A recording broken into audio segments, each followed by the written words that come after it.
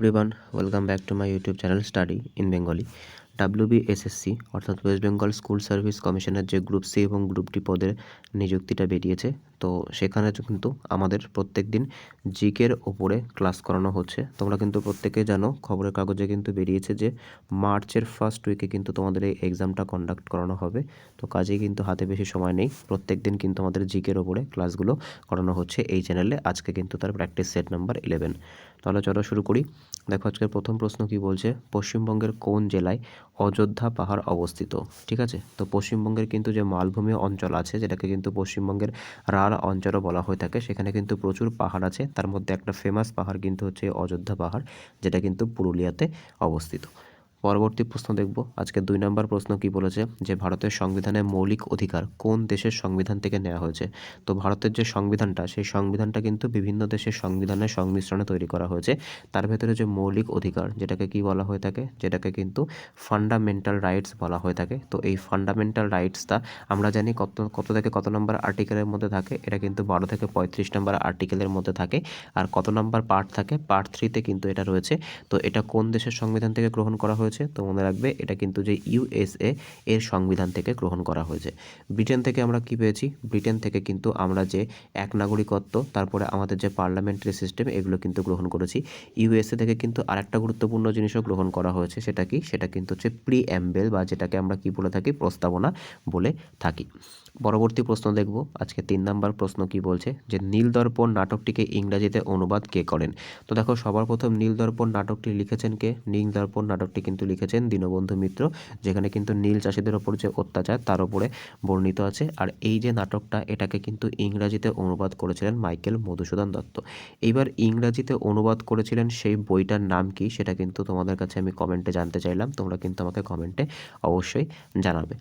পরবর্তী প্রশ্ন দেখব। আজকে 4 নম্বর কোশ্চেন কি বলেছে দেখো। পরবর্তী প্রশ্ন, 4 নম্বর প্রশ্ন, পশ্চিমবঙ্গের কোন জেলায় সবথেকে বেশি তামাক চাষ হয়? দেখো, এক্ষেত্রে আমি একটা জিনিস তোমাদেরকে বলে রাখি, সেটা হচ্ছে যেহেতু ওয়েস্ট বেঙ্গলের পরীক্ষা, তো সেক্ষেত্রে কিন্তু ওয়েস্ট বেঙ্গল রিলেটেড যে জিকে, সেটা কিন্তু অনেক বেশি পরিমাণে আসবে। তো আমি কিন্তু ওয়েস্ট বেঙ্গল রিলেটেড যে জিকেগুলো আছে, সেগুলো কিন্তু একটু বেশি রাখার চেষ্টা করেছি, যেহেতু তোমাদের পরীক্ষার জন্য কিন্তু এটা খুবই ইম্পর্টেন্ট। তো পশ্চিমবঙ্গের কোন জেলায় সবথেকে বেশি তামাক চাষ হয়? তো সঠিক অ্যান্সার কিন্তু হচ্ছে কোচবিহার। ঠিক আছে, কোচবিহারে কিন্তু সবথেকে বেশি তামাক বা তোবাকু চাষ হয়ে থাকে। মালদা এবং মুর্শিদাবাদ কিসের জন্য বিখ্যাত? মালদা এবং মুর্শিদাবাদ কিন্তু যে রেশম শিল্প আছে, সেই রেশম শিল্পের জন্য বিখ্যাত। পরবর্তী প্রশ্ন দেখব। পরবর্তী প্রশ্ন কি বলেছে, আজকের 5 নম্বর কোশ্চেন, যে রাজ্যসভার চেয়ারম্যান কে হন? দেখো, রাজ্যসভা কিন্তু সবার প্রথম মনে রাখতে হবে যে রাজ্যসভা কত নম্বর আর্টিকেলে আছে। তো মনে রাখতে হবে, রাজ্যসভা কিন্তু আমাদের যে আর্টিকেল, আচ্ছা এই রাজ্যসভার আর্টিকেলটা, এটা কিন্তু তোমরা আমাকে কমেন্টে জানাবে। এটা কিন্তু আমি গত দিনের যে ক্লাস, সেখানে কিন্তু বলেছিলাম যে রাজ্যসভার আর্টিকেল সম্পর্কে। তো এটা কিন্তু তোমরা আমাকে কমেন্টে জানাবে। যেটা মূল বিষয়, সেটা হচ্ছে রাজ্যসভার যে চেয়ারম্যান, তিনি কে হয়ে থাকেন? তিনি কিন্তু উপরাষ্ট্রপতি হয়ে থাকেন। ভারতের বর্তমান উপরাষ্ট্রপতির নাম কি? ভারতের বর্তমান উপরাষ্ট্রপতির নাম কিন্তু হচ্ছে সিপি রাধাকৃষ্ণন। ঠিক আছে, তিনি কি? তিনি কিন্তু পদাধিকার বলে কি হয়ে থাকে? পদাধিকার বলে কিন্তু তিনি রাজ্যসভার চেয়ারম্যান হয়ে থাকেন। পরবর্তী প্রশ্ন দেখব। আচ্ছা, পরবর্তী প্রশ্ন যার আগে, রাজ্যসভার মোট সদস্য সংখ্যা কতজন হতে পারে, সেটা একবার আমরা জেনে নিই। তো রাজ্যসভার যে মোট সদস্য সংখ্যা, সেটা কিন্তু 250 জন হতে পারে। তার মধ্যে কিন্তু 238 জনকে কি করা হয়? নির্বাচন করা হয়। আর 12 জনকে কি করা হয়? 12 জনকে কিন্তু প্রেসিডেন্ট দ্বারা কিন্তু মনোনীত করা হয়ে থাকে। স্পিকার কোথাকার প্রধান হয়ে থাকে? স্পিকার কিন্তু যে লোকসভা থাকে, সেই লোকসভার কিন্তু প্রধান হয়ে থাকে স্পিকার, বর্তমানে কিন্তু ওম বিড়লা। পরবর্তী প্রশ্ন দেখব কি বলেছে, আজকে 6 নম্বর কোশ্চেন, যে ভারতের তোতা পাখি কাকে বলা হয়ে থাকে? তো হিস্ট্রির কিন্তু একটা খুব ফেমাস কোশ্চেন। তো ভারতের তোতা পাখি বা হিন্দুস্তানের তোতা পাখি কাকে বলা হয়ে থাকে? তো এটাকে কিন্তু আমির খসরুকে বলা হয়ে থাকে। আচ্ছা, আমির খসরু কোন সুলতানের সময় ছিলেন? তো মনে রাখতে হবে যে সুলতান আলাউদ্দিন খলজি, সেই আলাউদ্দিন খলজির সময় কিন্তু এই যে আমির খসরু, তিনি কিন্তু ছিলেন। আর এনাকে কি বলা হতো? এনাকে কিন্তু হিন্দুস্তানের তোতা পাখি বলা হতো। পরবর্তী প্রশ্ন দেখব। পরবর্তী প্রশ্ন কি বলেছে, আজকে 7 নম্বর কোশ্চেন, যে পশ্চিমবঙ্গের কোন শহরে টেরাকোটা মন্দিরের জন্য বিখ্যাত? তো এটা কিন্তু একটা ফেভারিট কোশ্চেন, এভারগ্রিন কোশ্চেন আর রিপিটেড কোশ্চেন। তো সঠিক অ্যান্সার কিন্তু হচ্ছে বিষ্ণুপুর। বিষ্ণুপুরটা কোন জেলায় অবস্থিত? তো মনে রাখতে হবে, বিষ্ণুপুরটা কিন্তু বাঁকুড়াতে অবস্থিত, যেটা কিন্তু টেরাকোটা শিল্পের জন্য খুবই বিখ্যাত। পরবর্তী প্রশ্ন দেখব। আচ্ছা, এবার দেখো, এখানে নবদ্বীপ আছে। নবদ্বীপকে কি বলা হয়? তো একটা জিনিস মনে রাখবে, নবদ্বীপকে কিন্তু বাংলার অক্সফোর্ড বলা হয়। ঠিক আছে, নবদ্বীপকে কি বলা হয়? নবদ্বীপকে কিন্তু বাংলার অক্সফোর্ড বলা হয়ে থাকে। পরবর্তী প্রশ্ন দেখব আজকের 8 নাম্বার কোশ্চেন, যে গ্র্যান্ড ট্যাঙ্ক রোড যেটাকে জিটি রোড বলা হয় সেটা কে নির্মাণ করেছিলেন? তো সঠিক অ্যান্সার কী হবে?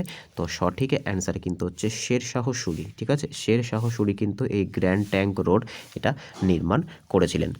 পরবর্তী প্রশ্ন দেখব আজকে 9 নাম্বার কোশ্চেন, ভারতের সংবিধান সংশোধন করার ক্ষমতা কার কাছে আছে? তো আমরা প্রত্যেকেই জানি আমাদের যে সংবিধান আছে সেটাকে কি করা যেতে পারে, সেটাকে কিন্তু সংশোধন করা যেতে পারে। এটা কত নাম্বার আর্টিকেলে বর্ণিত আছে? এটা কিন্তু আর্টিকেল নাম্বার যে 368 সেখানে কিন্তু বর্ণিত আছে। আর এটা আমরা কোথা থেকে গ্রহণ করেছি? এটা কিন্তু আমরা যে সাউথ আফ্রিকা, সেই সাউথ আফ্রিকা থেকে গ্রহণ করেছি। এইবার এই যে ভারতের সংবিধান সংশোধন করার যে ক্ষমতা সেটা কার কাছে থাকে? তো মনে রাখবে এটা কিন্তু যে পার্লামেন্ট বা সংসদ, ঠিক আছে, তো আমাদের যে সংসদ আছে অর্থাৎ সংসদের মধ্যে কে কে থাকে? তো দেখো সবার প্রথমে মনে রাখতে হবে সংসদের মধ্যে কিন্তু লোকসভা থাকে, তারপর কে থাকে? তারপর কিন্তু রাজ্যসভা থাকে, তারপরে কে থাকে? তারপরে কিন্তু হচ্ছে প্রেসিডেন্ট থাকে। এই তিনটে কিন্তু অঙ্গ। সবার প্রথম কিন্তু সংশোধনী বিলটা লোকসভা থেকে পাশ করাতে হয়, তারপর রাজ্যসভা থেকে পাশ করাতে হয়, তারপরে গিয়ে যদি সেটাতে প্রেসিডেন্ট নিজে সাইন করেন তাহলে কিন্তু সেই বিলটা অ্যাক্ট হয়ে যায়। ঠিক আছে, আচ্ছা সর্বশেষ সংবিধান সংশোধন কবে হয়েছিল? তো এটা কিন্তু তোমার হচ্ছে 2023 সালে হয়েছিল, যেটা কিন্তু ছিল 106তম সংবিধান সংশোধন, যেখানে কিন্তু মহিলাদের যে বিভিন্ন রকম যে পলিটিক্যাল যে ব্যাকগ্রাউন্ডগুলো হয়ে থাকে, অর্থাৎ বিভিন্ন রকম তোমার হচ্ছে ইলেকশন বলো বা বিভিন্ন রকম রাজ্যসভা লোকসভা প্রভৃতি ক্ষেত্রে কিন্তু তাদের যে 33% আসন সংরক্ষণের কথা কিন্তু বলা হয়েছিল। পরবর্তী প্রশ্ন দেখব কি বলেছে আজকে 10 নম্বর কোশ্চেন, পশ্চিমবঙ্গের কোন জেলায় ফারাক্কা ব্যারেজ অবস্থিত? তো সঠিক অ্যান্সার কী হবে? এটা কিন্তু খুব ইম্পর্ট্যান্ট একটা ব্যারেজ পশ্চিমবঙ্গের জিওগ্রাফির দিক থেকে। তো সঠিক অ্যান্সার কিন্তু হচ্ছে মুর্শিদাবাদ। ঠিক আছে, মুর্শিদাবাদে কিন্তু এই ফারাক্কা ব্যারেজ অবস্থিত। আর এটাকে তোমাদেরকে বললাম মুর্শিদাবাদ কিন্তু রেশম শিল্পের জন্য খুবই বিখ্যাত।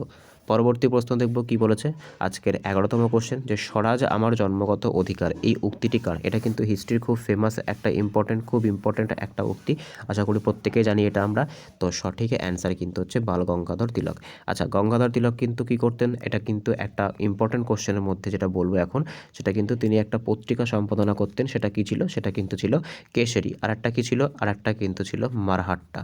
ঠিক আছে, আচ্ছা তিনি কিন্তু দুটো উৎসবও চালু করেছিলেন। সেটা কি ছিল? একটা কিন্তু ছিল গণপতি উৎসব, আর একটা কি ছিল? আর একটা কিন্তু ছিল শিবাজি উৎসব। তো এগুলো কিন্তু ইম্পর্ট্যান্ট ফ্যাক্ট হয়ে যাচ্ছে বাল গঙ্গাধর তিলকের জন্য। পরবর্তী প্রশ্ন দেখব। পরবর্তী প্রশ্ন কি বলেছে, পশ্চিমবঙ্গের রাজ্যপালকে কে নিযুক্তি করেন? তো দেখো যখনই কোনো অ্যাপয়েন্টমেন্ট বা নিযুক্তি আসবে, ঠিক আছে, যখনই কোনো অ্যাপয়েন্টমেন্ট বা নিযুক্তি আসবে আমরা দেখতে পাবো বেশিরভাগ অ্যাপয়েন্টমেন্ট কিন্তু ভারতের রাষ্ট্রপতি করে থাকেন। তো পশ্চিমবঙ্গের কোনো রাজ্যের যে রাজ্যপাল তার যে নিযুক্তি সেটা কিন্তু কে করে থাকেন? সেটা কিন্তু তোমার হচ্ছে ভারতের রাষ্ট্রপতি করে থাকেন।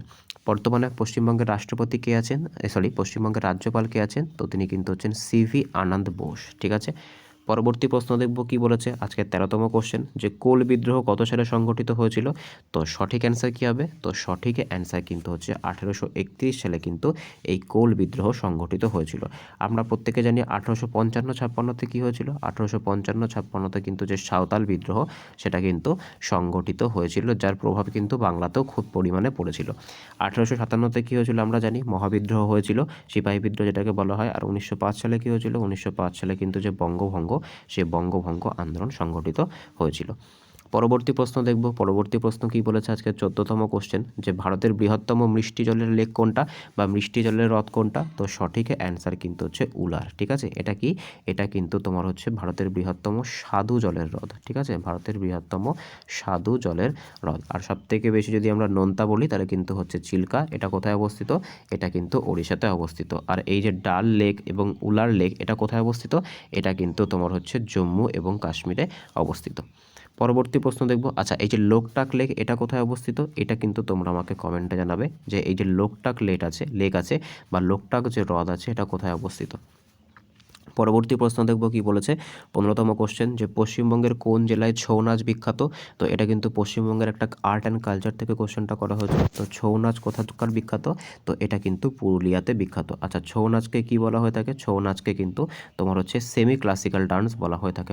কিন্তু ভারতে মোট 7টা ক্লাসিক্যাল ডান্স আছে, আর ছৌ নাচকে কিন্তু অর্ধেক বা সেমি ক্লাসিক্যাল ডান্স হিসেবে ধরা হয়। তো সেক্ষেত্রে কিন্তু অনেক জায়গায় তোমরা 8টা ক্লাসিক্যাল ডান্সও দেখতে পাবে ছৌ নাচকে ইনক্লুড করে। ছৌ নাচ নাচ কিন্তু শুধুমাত্র পশ্চিমবঙ্গে নয়, এটা কিন্তু ঝাড়খণ্ডেও খুব ফেমাস। পরবর্তী প্রশ্ন দেখব। পরবর্তী প্রশ্ন কি বলেছে, 16তম কোশ্চেন, যে মনসবদারি প্রথা কে প্রবর্তন করেন, বাবর, আকবর, জাহাঙ্গীর নাকি ঔরঙ্গজেব? তো সঠিক অ্যান্সার কিন্তু হচ্ছে মনসবদারি যে প্রথা সেটা কিন্তু আকবর চালু করেছিলেন। এছাড়া কিন্তু আকবর আর একটা জিনিসও চালু করেছিলেন, সেটা কি, সেটা কিন্তু হচ্ছে দিন ই ইলাহি। ঠিক আছে, দিন ই ইলাহি। পরবর্তী প্রশ্ন দেখব কি বলেছে, 17তম কোশ্চেন, যে ভারতের জাতীয় কংগ্রেসের প্রথম অধিবেশন কোথায় হয়েছিল? ইম্পর্টেন্ট কোশ্চেন হিস্ট্রির তরফ থেকে।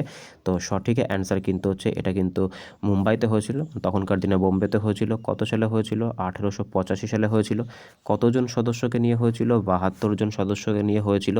এর যে হেড বা সভাপতিত্ব কে করেছিলেন? তিনি কিন্তু ছিলেন উমেশচন্দ্র ব্যানার্জি। ঠিক আছে, উমেশচন্দ্র ব্যানার্জি কিন্তু এই যে অধিবেশনটা হয়েছিল সেখানে সভাপতিত্ব করেছিলেন। আর কোথায় হয়েছিল? গোকুল দাস তেজপাল যে কলেজ আছে, গোকুল দাস তেজপাল যে কলেজ, সেখানে কিন্তু অনুষ্ঠিত হয়েছিল। পরবর্তী প্রশ্ন দেখব কি বলেছে, আজকের 18তম কোশ্চেন, যে পশ্চিমবঙ্গের প্রথম মহিলা মুখ্যমন্ত্রী কে ছিলেন? খুব ইম্পর্টেন্ট কিন্তু কোশ্চেনটা। তো মনে রাখতে হবে, পশ্চিমবঙ্গের যে কোনো রাজ্যের প্রথম মহিলা মুখ্যমন্ত্রী কিন্তু ছিলেন সুচেতা কৃপালিনী। কোথাকার ছিলেন? ইনি কিন্তু উত্তরপ্রদেশের ছিলেন। ঠিক আছে, আমাদের আমি কোশ্চেনটা একটু ভুল পড়েছি, এখানে কিন্তু পশ্চিমবঙ্গ বলেছে, আমি এক্সট্রিমলি সরি, এখানে পশ্চিমবঙ্গ বলেছে, আমি কোশ্চেনটা ভুল পড়েছি। তো সঠিক অ্যান্সার কিন্তু হচ্ছে মমতা বন্দ্যোপাধ্যায়। আমি অ্যাকচুয়ালি পশ্চিমবঙ্গের জায়গায় এটা ভারত ভেবে নিয়েছিলাম। তো পশ্চিমবঙ্গের প্রথম মহিলা মুখ্যমন্ত্রী মাননীয় মমতা বন্দ্যোপাধ্যায়। আর যদি ভারতের বলা হয়, ভারতের যে কোনো একটা রাজ্যের প্রথম মহিলা মুখ্যমন্ত্রীর নাম, তো সেক্ষেত্রে কিন্তু সুচেতা কৃপালিনী আমাদের সঠিক অ্যান্সার হয়ে যাবে।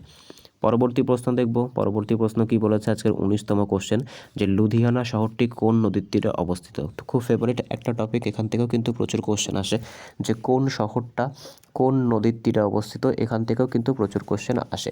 তো লুধিয়ানা এই যে শহরটা আছে, এটা কোথায় অবস্থিত?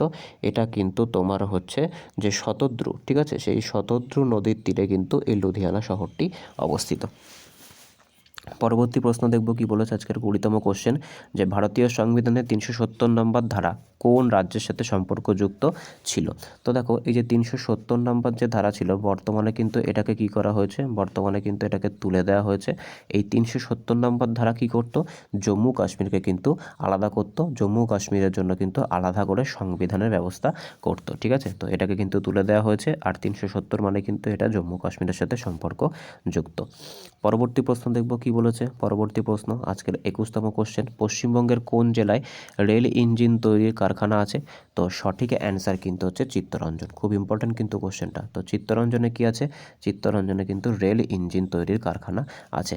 খড়গপুর কি ছিল? খড়গপুর কিন্তু একসময় সারা ভারতের দীর্ঘতম রেল স্টেশন ছিল, বর্তমানে এটা কিন্তু পশ্চিমবঙ্গের দীর্ঘতম রেল স্টেশন।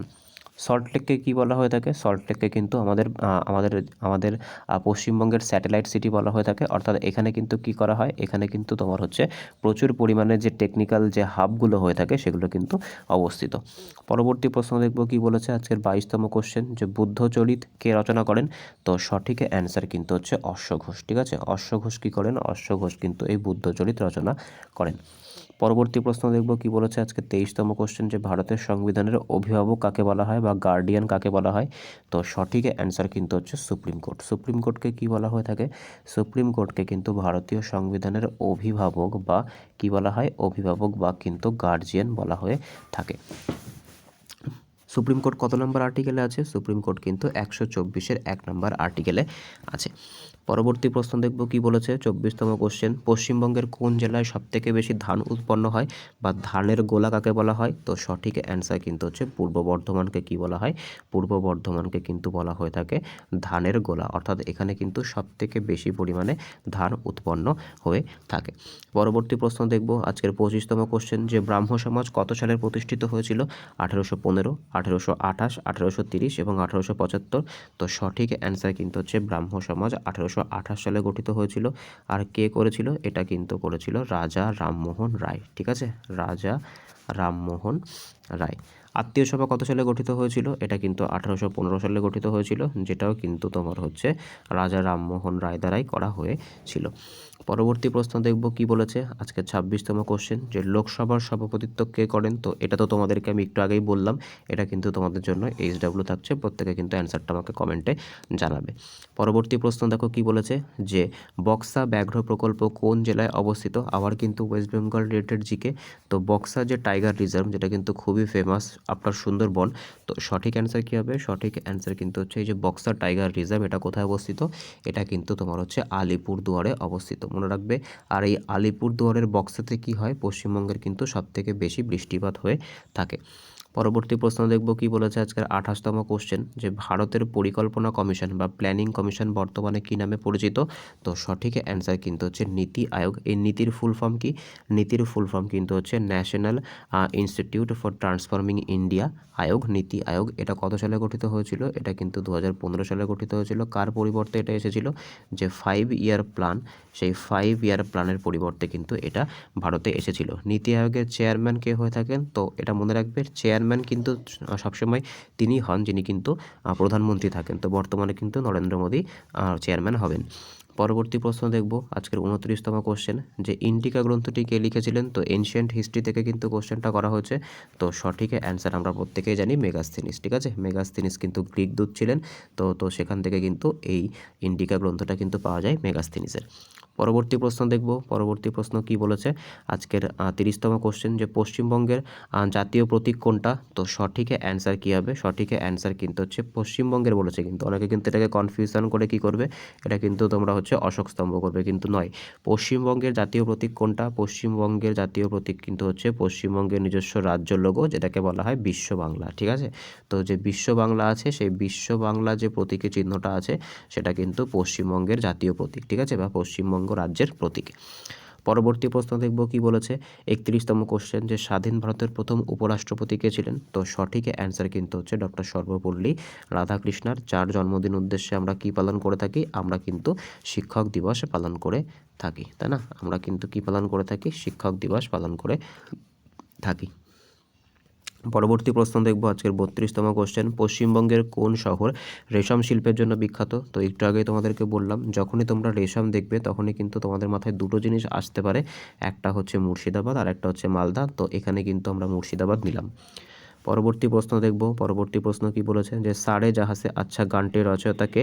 তো সঠিক অ্যান্সার কিন্তু হচ্ছে মোহাম্মদ ইকবাল, ঠিক আছে। মোহাম্মদ ইকবাল কিন্তু এই যে সারে জাহাসে আচ্ছা এই গানটির রচয়িতা। পরবর্তী প্রশ্ন দেখব, আচ্ছা দেখো বন্দে মাতরম যে গানটি আছে যদি আমরা বলি, তো বন্দে মাতরম গানটি আমরা কোথায় পাই, সেই বন্দে মাতরম গানটি কিন্তু আমরা বঙ্কিমচন্দ্র চট্টোপাধ্যায়ের যে আনন্দমঠ উপন্যাস, সেখান থেকে কিন্তু পাই। পরবর্তী প্রশ্ন দেখব আজকের 34তম কোশ্চেন, পশ্চিমবঙ্গের সংবিধানের কোন অংশে পঞ্চায়েতি রাজ সম্পর্কে বলা হয়েছে। পার্ট 3, পার্ট 4, পার্ট 9 নাকি পার্ট 11। তো পঞ্চায়েতি রাজের কথা কিন্তু পার্ট নাম্বার যে 9, সেখানে কিন্তু পঞ্চায়েতি রাজের কথা বলা হয়েছে। এটা কত সালে এসেছিল, এটা কিন্তু 1992 সালে যে 73তম সংবিধান সংশোধনী হয়েছিল, তখন থেকে কিন্তু এই পঞ্চায়েতি রাজটা ভারতের সংবিধানে ইনক্লুড করা হয়েছে। পরবর্তী প্রশ্ন দেখব কি বলেছে আজকের 35তম কোশ্চেন। পরবর্তী প্রশ্ন দেখো এখানে কি বলেছে, যে পশ্চিমবঙ্গের কোন জেলাটি রাঢ় অঞ্চলের অন্তর্গত। উত্তর 24 পরগনা, বীরভূম, জলপাইগুড়ি নাকি কোচবিহার। তো সঠিক অ্যান্সার কিন্তু হচ্ছে বীরভূম। আচ্ছা যদি আমরা পশ্চিমবঙ্গের ম্যাপটা এখানে আঁকি, তাহলে আমরা বুঝতে পারবো যে কোনটাকে রাঢ় অঞ্চল বলা হয়। তো দেখো এটা যদি পশ্চিমবঙ্গের ম্যাপটা যদি আমি এখানে মোটামুটিভাবে আঁকার চেষ্টা করি, তো দেখো এই যে অঞ্চলটা আছে, এই অঞ্চলটাকে কি বলা হয়, এই অঞ্চলটাকে কিন্তু বলা হয়ে থাকে রাঢ় অঞ্চল, ঠিক আছে। এখানে কিন্তু লাল মাটি দেখতে পাওয়া যায়। তো তার মধ্যে কিন্তু কোনটা পড়ছে, তার মধ্যে কিন্তু আমরা দেখতে পাচ্ছি যে বীরভূমই পড়ছে। পরবর্তী প্রশ্ন দেখব কি বলেছে, যে দিল্লির সিংহাসনে বসা প্রথম মহিলা শাসক কে ছিলেন। তো সঠিক অ্যান্সার কিন্তু হচ্ছে সুলতানা রাজিয়া। ইনি কোন বংশের ছিলেন, ইনি কিন্তু দাস বংশের ছিলেন, ইলতুৎমিশের কন্যা। পরবর্তী প্রশ্ন দেখব কি বলেছে আজকে 37তম কোশ্চেন, যে ভারতের রুর কাকে বলা হয়। তো সঠিক অ্যান্সার কিন্তু হচ্ছে দুর্গাপুরকে, ঠিক আছে। জার্মানির যে রুরের পরিকল্পনাতে কিন্তু এটা তৈরি হয়েছে, বা জার্মানির রুরের মতো কিন্তু এটা কাজ করে। তো সঠিক অ্যান্সার কিন্তু হচ্ছে দুর্গাপুর। জার্মানিতে যেরকম তোমার হচ্ছে রুরের পাশে রাইন নদী আছে, ঠিক সেরকমভাবে কিন্তু দুর্গাপুরে কি আছে, দুর্গাপুরে কিন্তু তোমার হচ্ছে দামোদর আছে। পরবর্তী প্রশ্ন দেখব কি বলেছে, যে অর্থ বিল বা মানি বিল কেবলমাত্র কোথায় পেশ করা যায়। তো সঠিক সঠিক অ্যান্সার কিন্তু হচ্ছে এটা কিন্তু কেবলমাত্র লোকসভাতেই পেশ করা যায়। এই যে অর্থ বিল, যেটা কত নম্বর আর্টিকেলে আছে, যেটা কিন্তু 110 নম্বর আর্টিকেলে আছে, অর্থ বিল বা মানি বিল, সেটা কিন্তু কেবলমাত্র লোকসভাতেই পেশ করা যায়।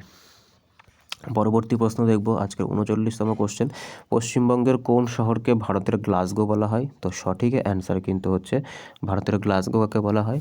তো সঠিক অ্যান্সার কিন্তু হচ্ছে হাওড়াকে। ঠিক আছে, হাওড়াকে কি বলা হয়? হাওড়াকে কিন্তু ভারতের গ্লাসগো বলা হয়। কলকাতাকে কি বলা হয়? আমরা প্রত্যেকেই জানি, কলকাতাকে কিন্তু সিটি অফ জয় বা সিটি অফ প্যালেস বলা হয়। পরবর্তী প্রশ্ন দেখব কি বলেছে, যে বিখ্যাত অজন্তা গুহা কোন রাজ্যে বিখ্যাত অজন্তা গুহা কোন রাজ্যে অবস্থিত? তো সঠিক অ্যান্সার কিন্তু হচ্ছে এটা মহারাষ্ট্রে অবস্থিত। এই অজন্তা গুহাতে কিসের গল্প আছে? তো মনে রাখতে হবে, অজন্তা গুহাতে কিন্তু যে জাতকের গল্প, সেই গল্প আছে। আর মহারাষ্ট্রে কিন্তু এরকম অনেকগুলো গুহা আছে। আর একটা কিন্তু খুব ফেমাস গুহা আছে, সেটা কি? সেটা কিন্তু হচ্ছে ইলোরা। ঠিক আছে, যেটা কিন্তু ইলোরার যে কৈলাসনাথ মন্দির আমরা কিন্তু প্রত্যেকেই শুনেছি। ঠিক আছে, যেটা কিন্তু রাষ্ট্রকূট বংশ দ্বারা বানানো হয়েছিল। পরবর্তী প্রশ্ন দেখবো আজকের 41তম কোশ্চেন, যে জয় হিন্দ স্লোগানটি কে দিয়েছিলেন? তো আমরা কিন্তু প্রত্যেকে জানি। তো সঠিক অ্যান্সার কিন্তু হচ্ছে সুভাষচন্দ্র বসু। পরবর্তী প্রশ্ন দেখব কি বলেছে, পশ্চিমবঙ্গের কোন নদীকে ত্রাসের নদী বলা হয়? তো সঠিক অ্যান্সার কিন্তু হচ্ছে তিস্তা। ঠিক আছে, তিস্তাকে কি বলা হয়? তিস্তাকে কিন্তু ত্রাসের নদী বলা হয়। আর দামোদরকে কি বলা হয়ে থাকে? দামোদরকে কিন্তু বলা হয়ে থাকে বাংলার দুঃখ। কি বলা হয়? দামোদরকে কিন্তু বলা হয় বাংলার দুঃখ। পরবর্তী প্রশ্ন দেখব আজকে 43তম কোশ্চেন, ভারতের সংবিধানের মৌলিক কর্তব্য কয়টি? তো সঠিক অ্যান্সার কিন্তু হচ্ছে মৌলিক কর্তব্য কতগুলো আছে? মৌলিক কর্তব্য কিন্তু 11টা আছে। 11তম মৌলিক কর্তব্যটা কিন্তু ইম্পর্টেন্ট হয়ে যায়। সেটাও কিন্তু হচ্ছে যে প্রত্যেকটা অভিভাবক কিন্তু 6 থেকে 14 বছর বয়সী তার যে শিশু বা তার যে সন্তান থাকবেন, তাদের জন্য কিন্তু বাধ্যতামূলক যে প্রাইমারি এডুকেশন বা এলিমেন্টারি এডুকেশনের ব্যবস্থা করবেন। পরবর্তী প্রশ্ন দেখব কি বলেছে আজকে 44তম কোশ্চেন, যে ভারতের মশলার বাগান বা স্পাইস গার্ডেন কোন রাজ্যকে বলা হয়? তো সঠিক অ্যান্সার কী হবে? এটা সঠিক অ্যান্সার কিন্তু হয়ে যাবে স্পাইস গার্ডেন কিন্তু বলা হয় কেরালাকে। ঠিক আছে, স্পাইস গার্ডেন কেরালাকে বলা হয়ে থাকে, বা মশলা উদ্যান কিন্তু কেরালাকে বলা হয়ে থাকে। পরবর্তী প্রশ্ন দেখব আজকের 45তম কোশ্চেন, যে পশ্চিমবঙ্গের জাতীয় পশু। তো এটা তো তোমাদের একদম মুখস্থ হয়ে যাওয়ার কথা। পরবর্তী প্রশ্ন দেখব আজকে 46তম কোশ্চেন কি বলেছে, যে সিপাহী বিদ্রোহের প্রথম কোথায় শুরু হয়েছিল? তো সঠিক অ্যান্সার কী হবে? তো দেখো, সিপাহী বিদ্রোহ কিন্তু প্রথম শুরু হয়েছিল মিরাটে। ঠিক আছে, প্রথম কিন্তু মিরাটে শুরু হয়েছিল। এখানে দেখো, এখানে কিন্তু ব্যারাকপুর আছে, এটা কিন্তু হবে না। মিরাটে কিন্তু সবার প্রথম সিপাহী বিদ্রোহ শুরু হয়েছিল। আর মঙ্গল পাণ্ডেকে কিন্তু কী করা হয়েছিল? ব্যারাকপুরে কিন্তু প্রথম শহীদ বা প্রথম কিন্তু তোমার হচ্ছে ফাঁসি দেওয়া হয়েছিল। পরবর্তী প্রশ্ন দেখব কি বলেছে আজকে 47তম কোশ্চেন, পশ্চিমবঙ্গের সর্বোচ্চ শৃঙ্গ কোনটা? তো সঠিক অ্যান্সার কিন্তু হচ্ছে সান্দাকফু। সান্দাকফুর উচ্চতা কত? তো 3630 মিটার কিন্তু হচ্ছে কি সান্দাকফুর উচ্চতা। পরবর্তী প্রশ্ন দেখব আজকের 48তম কোশ্চেন, যে লোকসভার সদস্য হতে গেলে ন্যূনতম কত বছর বয়স লাগে? তো লোকসভার সদস্য হতে গেলে কিন্তু ন্যূনতম 25 বছর বয়স লাগে। আচ্ছা, রাজ্যসভার সদস্য হতে গেলে ন্যূনতম কত বছর বয়স লাগে? সেটা কিন্তু তোমরা আমাকে কমেন্টে জানাবে। পরবর্তী প্রশ্ন দেখব কি বলেছে আজকে 49তম কোশ্চেন, পশ্চিমবঙ্গের সাথে কোন দেশের সীমানা দীর্ঘতম? তো আমরা প্রত্যেকে জানি বাংলাদেশ। পরবর্তী প্রশ্ন দেখব কি বলেছে আজকের 50তম কোশ্চেন, যে বিশ্ব পরিবেশ দিবস কবে পালন করা হয়? তো আমরা প্রত্যেকেই জানি, সঠিক অ্যান্সার কিন্তু হচ্ছে 5ই জুন কিন্তু কী করা হয়? বিশ্ব পরিবেশ দিবস পালন করা হয়। তো আজকে এই অবধি ছিল। আউট অফ 50 কার কত স্কোর হলো অবশ্যই কমেন্টে জানিও। যদি ভিডিওটা ভালো লেগে থাকে অবশ্যই কিন্তু চ্যানেলটাকে সাবস্ক্রাইব করো। আমি আবারও বলছি, তোমাদের কিন্তু মার্চের ফার্স্ট উইকেই পরীক্ষাটা হওয়ার সম্ভাবনা প্রবল। তো সেক্ষেত্রে কিন্তু প্রত্যেককে কী করতে হবে? প্রত্যেককে কিন্তু এই জিকের ওপরে ক্লাসগুলো অবশ্যই অ্যাটেন্ড করতে হবে। আর তোমরা জানো, যেহেতু গ্রুপ সি এবং গ্রুপ ডি লেভেলের পরীক্ষা, সেক্ষেত্রে কিন্তু জিকেটা কম্পারেটিভলি অনেকই সোজা হয়। তো কাট অফ কিন্তু একদম 60-60ই যাবে। ঠিক আছে, তো সেক্ষেত্রে কিন্তু খুব ভালো করে পড়তে হবে। তো দেখা হচ্ছে পরের ভিডিওতে। বাই।